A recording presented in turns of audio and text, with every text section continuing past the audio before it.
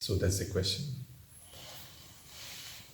Yeah, we say try for 10,000 years, right? What does it mean? Right? It really means that you come back to the cushion. You sit down, you look, and then you start thinking. And then you realize you're thinking, you come back to your mantra or whatever you do inside, and then you start thinking again. And then you come back to your mantra, and you do that endlessly.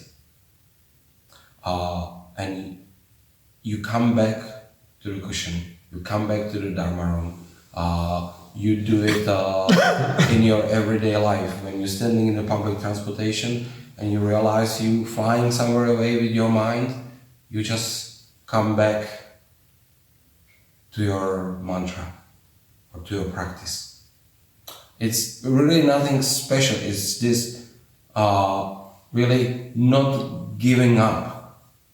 And we say don't check, and that comes with it, right? You don't check if your practice is really, developing, if you did all these konghans, or if you if you are this great person, or if you are a bad person who really doesn't sit correctly.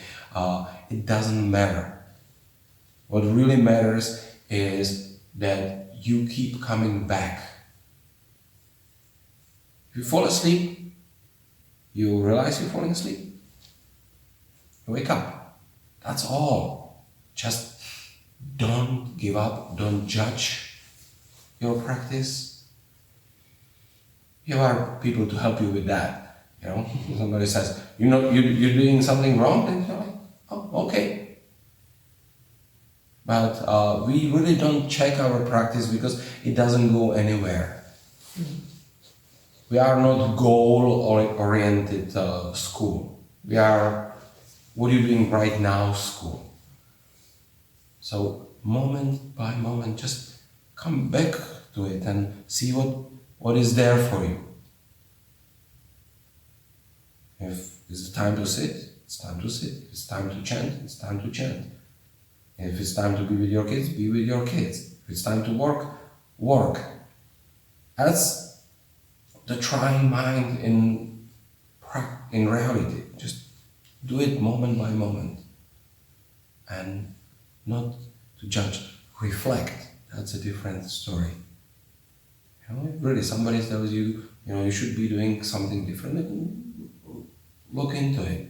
But it's really one of the biggest poisons for our practice is, I'm doing it right or I'm doing it wrong, or why should we be doing it like this? It's just reflection and judging are two different things, and sometimes there's a really thin line between them.